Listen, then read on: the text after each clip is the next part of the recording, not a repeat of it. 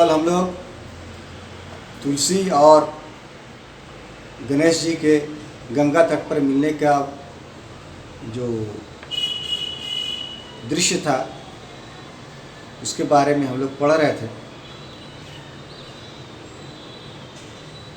जब गणेश जी ने तुलसी से प्रश्न किया तो अब तुलसी उनके प्रश्न का उत्तर दे रही है।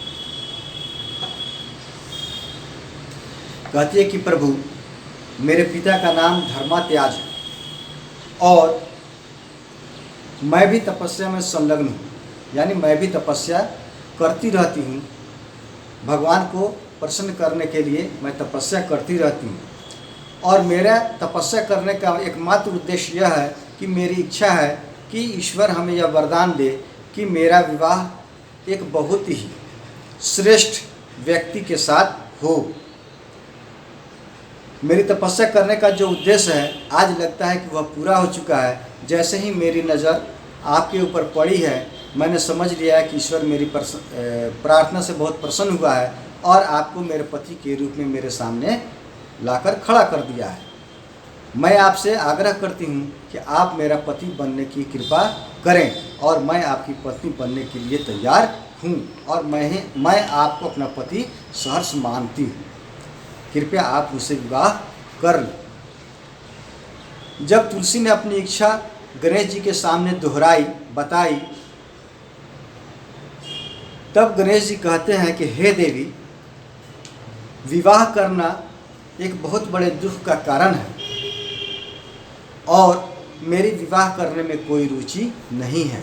मेरी इच्छा विवाह करने की नहीं है क्योंकि मैं समझता हूँ कि विवाह करने के बाद लोग अपना ध्यान अपने परिवार के ऊपर लगा देते हैं और ईश्वर के प्रति उनकी आस्था, उनकी भक्ति बिल्कुल ख़त्म हो जाती है और उनको इतना समय नहीं मिल पाता है कि वह पूरी तरह से ईश्वर की प्रार्थना कर सके, उसकी तपस्या कर सके और उसकी भक्ति को कर सके। आगे कहते हैं कि मुझे छोड़ दो, मैं तुमसे शादी नहीं कर सकता। ऐसा करो कि मुझसे और भी अच्छे अच्छे लोग मिल जाएंगे, नौजवान और हमसे भी ज़्यादा खूबसूरत कोई युवक तुमको मिल जाएगा। तुम अपनी तलाश आगे जारी रखो और तुम अपने पति के लिए किसी और का चयन कर लो। मैं इस शादी के बंधन में बंधना नहीं चाहता हूँ। तुम कितनी भी कोशिश करोगी लेकिन मैं तुमसे शादी नहीं करूँगा। जब गणेश जी ने अपनी बातों को कहा तब उनकी बातों को सुनकर तुलसी नाराज हो जाती है और उसके नाराज होने के बाद वह गणेश जी को श्राप देती है। कहती है कि आप विवाह करना नहीं चाहते हैं लेकिन मैं आपको श्राप देती हूँ कि आपका विवाह अवश्य होगा। इसे विधि का कोई भी विधान टाल नहीं सकता है। आपकी इच्छा हो या नहीं हो लेकिन आपका विवाह अवश्य होगा। तो पहले के समय में जो लोग ईश्वर भक्त हुआ करते थे उनकी बातें अटल हुआ करती थीं और जो वो लोग बात कह दिया करते थे वह होकर रहा करता था। जब तुलसी ने गुस्से में आकर गणेश जी को श्राप दे दिया तब गणेश जी को भी गुस्सा आ जाता है। वह भी गुस्से में कहते हैं कि देवी, लगता है कि तुम्हारे ऊपर किसी राक्षस का साया पड़ गया है और तुम पूजा पाठ के बाद को छोड़कर शादी विवाह के बंधन में बंधने के लिए मुझे जबरदस्ती मुझसे शादी करने के लिए मुझे तैयार करने की कोशिश कर रही हो। लगता है कि तुम्हारे ऊपर किसी दैत्य का या असुर का असर आ गया है। मैं तुमको श्राप देता हूँ कि तुम्हारा क्या होगा, तुम एक दिन वृक्ष के रूप धारण कर लोगे। कह दिया कि तुम्हारी शादी किससे होगी, एक राक्षस के साथ होगी। लेकिन अगर एक महात्मा कभी तुम्हारे जीवन में आएंगे और उनके पुण्य कार्यों के कारण ही तुम्हारा कल्याण होगा, लेकिन तुम स्त्री रूप में नहीं रहोगी, मनुष्य रूप में नहीं रहोगी, बल्कि एक पेड़ के रूप में तुम परिवर्तित हो जाओगे। जब गणेश जी ने तुलसी को श्राप दिया, अब तुलसी ने उनके श्राप को जब सुना तो वो बहुत ही भयभीत हो गई, डर गई। अब उनको मनाने के लिए वह उनकी प्रार्थना करने लगती है। उनके जब उसको मालूम होता है कि ये गणेश जी हैं, तब उनको प्रसन्न करने के लिए, उनको खुश करने के लिए उनकी स्तुति करने लगती है और उनकी बड़ाई और का वर्णन करना शुरू कर देती है। धीरे धीरे गणेश जी का क्रोध शांत हो जाता है। शांत होने के बाद वो कहते हैं कि देखो, शराब तो किसी भी हाल में तुम्हारे ऊपर लगकर रहेगा, लेकिन मैं तुमको एक वरदान भी देता हूँ। क्या वरदान देता हूँ कि आने वाले समय में जब तुम एक पेड़ के रूप में बदल जाओगी, तब तुम स्वयं भगवान के लिए बहुत ही प्रिय बनकर रहोगे। भगवान नारायण के लिए बहुत ही प्रिय बनकर रहोगे। जब तक तुम्हारा उपयोग उनके पूजा पाठ के लिए नहीं किया जाएगा, तब तक वो प्रसन्न नहीं होंगे। इसलिए लोग पूजा पाठ करते समय तुम्हारा उपयोग उनको प्रसन्न करने के लिए किया करेंगे।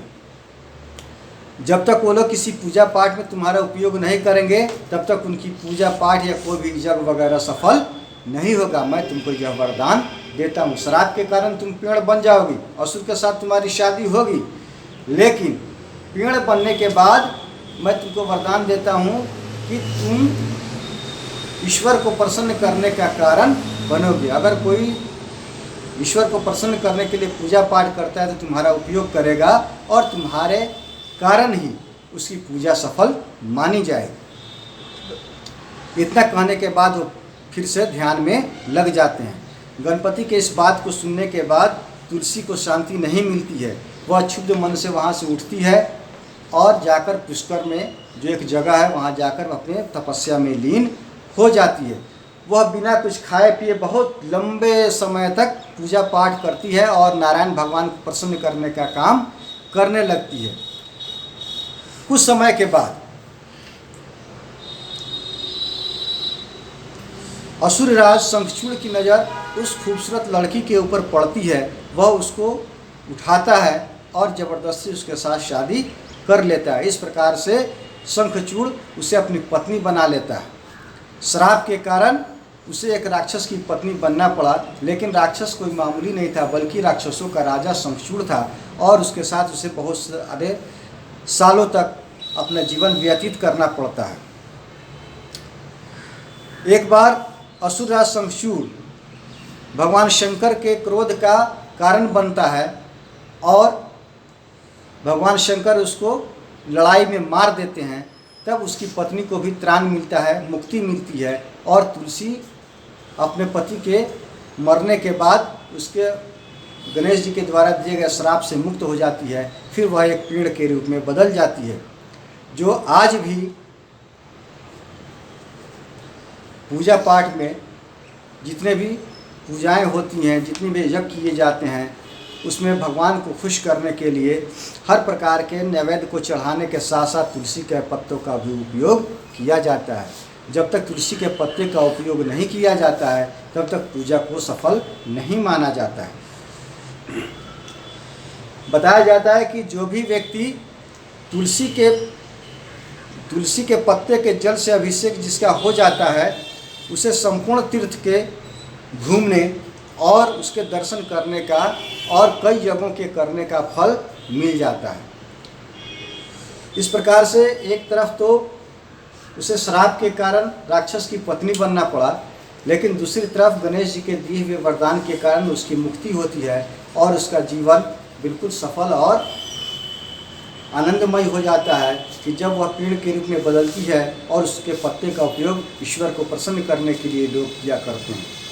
उसकी महत्ता इतनी बड़ी है कि जब तक उसके पत्ते को किसी भी पूजा पाठ में या किसी भी यज्ञ में नहीं डाला जाए, तब तक वो पूजा सफल नहीं मानी जाती। साथ ही साथ उसके अंदर इतने गुण पाए जाते हैं जिसका मनुष्य के जीवन में भी बहुत उपयोग है और उसका उपयोग करके हम लोग अपने जीवन को निरोग बनाने का काम भी करते हैं। यही इस कहानी में बताया गया है कि हमें क्रोध के आने के बाद उसका दमन करना चाहिए, उसे रोकना चाहिए, क्रोधित नहीं होना चाहिए। क्रोध करने का नुकसान ज़्यादा होता है, लाभ कम होता है। यही इस कहानी को कहने का, लिखने का उद्देश्य है, जिसे हम लोग आज पढ़े और फिर अगले दिन अगले चीज़ों के बारे में हम लोग जानकारी प्राप्त करें। बारे में